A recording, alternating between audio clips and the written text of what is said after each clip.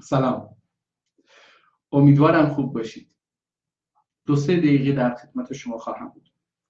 زبان فارسی، زبان 250 گرمی. یعنی چه؟ فرض بگیریم که زبان یک واحد اندازه‌گیری داشته باشه. بر اساس تعداد لغت یه استانداردی برای اون فرض بکنیم. بگیم که هر زبان برای اینکه زبان حساب بشه باید مثلا 100 تا لغت داشته باشه یا 1000 تا لغت داشته باشه. 1000 تا بهتره برای اینکه با کیلو میشه این رو گذاشت و وزن کرد. اوکی؟ حالا به گفته زبانشناسان در بهترین حالت ممکن زبان فارسی تشکیل شده از 66% زبان فارسی تشکیل شده از لغت عربی. یعنی از هر 100 لغت 66 لغتش عربیه. یعنی از 1000 لغتی که زبان فارسی در نوشتار و گفتار به کار میبره 660 لغتش عربیه. یعنی اگر فرض بکنیم که زبان انگلیسی از 1000 لغتش، یعنی 1 کیلو، 1000 تو انگلیسی میشه کیلو دیگه، یعنی 1000 تا. اگر 1000 از 1000 کلمه 900 تاش انگلیسیه، در زبان فارسی 660 تاش از 1000 تا عربیه. حالا اگر بگیریم که زبان‌ها با هم داد و ستد میکنن، خب به هر حال لغت رو میده، لغتی رو میگیره. بگیم که چقدر باید یک زبان خلوص لغت خودش بیشتر از زبان‌های دیگه باشه که بتونه بشه زبان. یعنی باید اجازه بدید برم تو این تخته این رو روشن‌تر بنویسم براتون.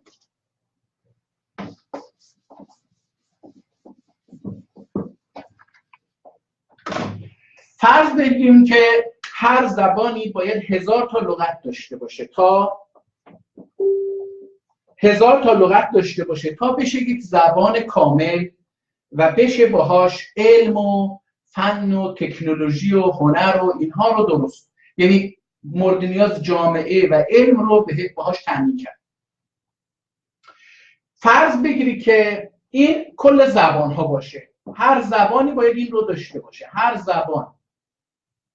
ولی حالا در بهترین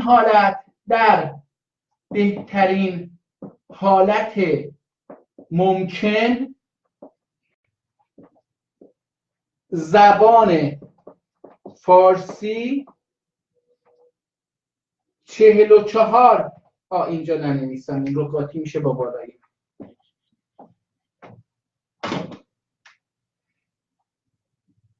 44% زبان فارسی هست، ببخشید فارسی و دیگر لغات غیر عربی است. یعنی در بهترین حالت ممکن زبان فارسی 44% لغاتی که در زبان فارسی برای نوشتن و صحبت کردن و هنر و صنعت و تکنولوژی استفاده میشه، فارسی به علاوه لغات دیگر غیر عربی هست. یعنی ترکی 5%، 0.5% هم اروپایی، یعنی حدود 5.5% هم اگه کسب بکنیم میشه خیلی کمتر. پس در بهترین حالت اینه. در حالتی که معمولی اکثر این آمار رو در تلویزیون خود جمهوری اسلامی گفتن که 66% زبان فارسی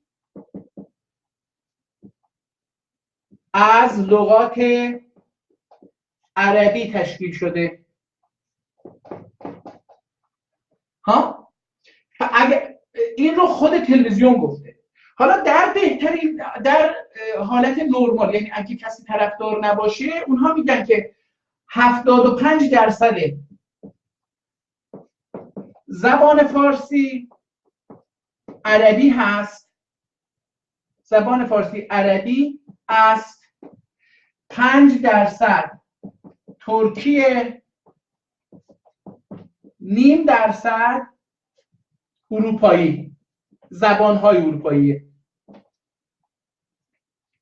خب اگر فرض بگیریم که یک زبان برای اینکه زبان بشه حداقل باید اکثریت لغاتش از زبان خودش باشه، مثلا بگیم که 50 به علاوه 1، یعنی 50% لغت‌ها به اضافه 1 کلمه، نه 51%.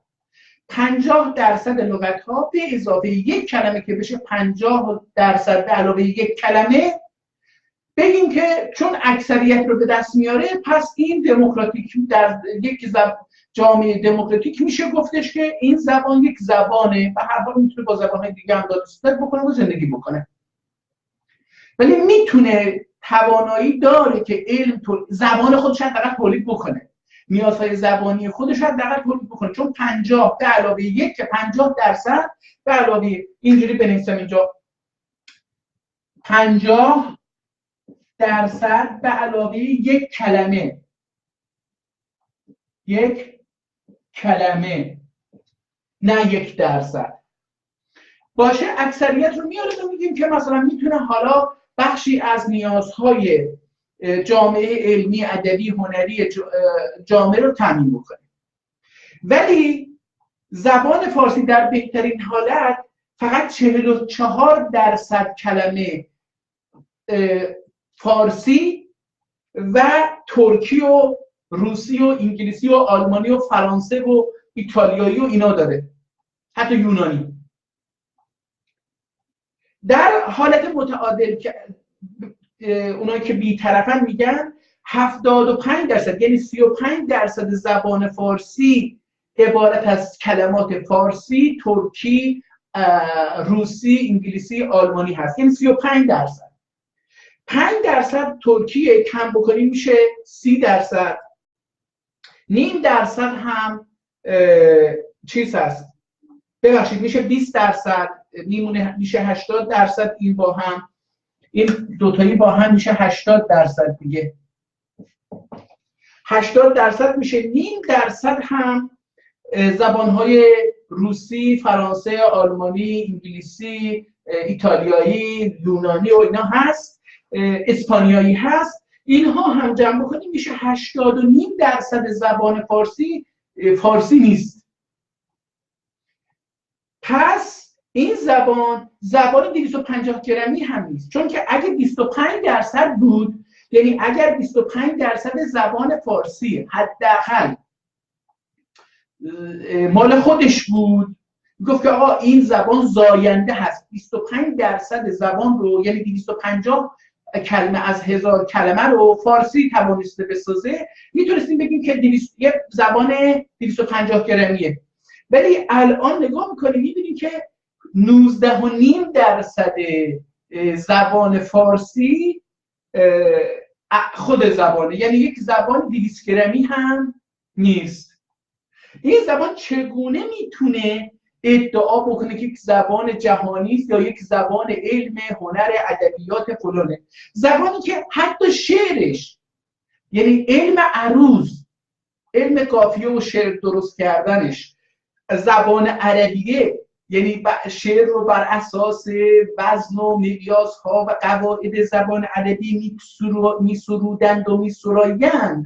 این چه زبانی است که میگیم زبانه؟ در حقیقت زبان فارسی یک زبانی که از 1000 کلمه اون تنها 195 کلمه از 1000 کلمه فارسی، بقیه اونها 66% عربی، 5% ترکی، 0.5% هم زبان‌های اروپاییه. این زبان یک زبان ناقص، ابتر، غیر تولید کننده، نازا، عقیم هست. نمیتونه زبان علم، تکنولوژی، سیاست، هنر، فلسفه، منطق، ریاضی، فیزیک، شیمی، نمیتونه زبان زندگی باشه. من اگه بخوام بگم خدا حافظ، خداش که حالا بگیم چیز، حافظش حداقل دیگه عربیه. این زبان چطوری میتونه زبان رسمی یک مملکت باشه که زبان نیست؟ یعنی زبان اردو که این آقای شفیعی کدکنی، کی بوده این آدمی که گفته تو زبان ها میخواد ریدمان بکنه، این آدم بیاد بگه که با این 19.5% چطور میخواد یک زبان تحویل این جامعه بده؟ وقتی میخواد یک جمله بسازه، یک متنی بسازه، باید حداقل 80% کلماتش رو یک متن، از یک متن 1000 کلمه‌ای باید 850 کلمش رو به زبان دیگر بنویسه تا بگه من به زبان فارسی نوشتم. حالا جناب آقای که خیلی هم دست به شلوار دارید و تو زبان ها فلان میکنید، بیاید بگید که تو این زبان باید چیکار کرد؟ اصلا این زبان هست؟ آیا اردو بهتر از این نیست؟ اردو خیلی خیلی بهتر از این زبانه، در این حال که زبان فارسی هیچ وقت در هند زبان رسمی نبوده، در خیلی جاها زبان رسمی نبوده.